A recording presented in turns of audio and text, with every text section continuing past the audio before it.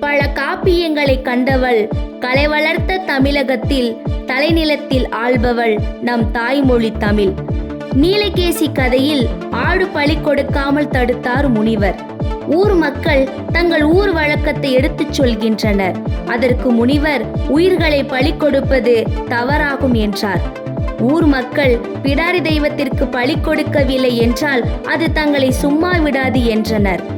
மண்ணால் உருவான ஆடு ஒன்றை பலி கொடுங்கள் என்று முனிச்சித்திரர் கூறினார். அதுபோல ஊர் மக்களும் கொடுத்தனர். ஆனால் கோபம் அடைந்த பிடாரி சுடுகாட்டில் உள்ள அதிக சக்தியுடைய நீலகேசி பேயை முனிவரை பழிவாங்க அனுப்புகிறாள்.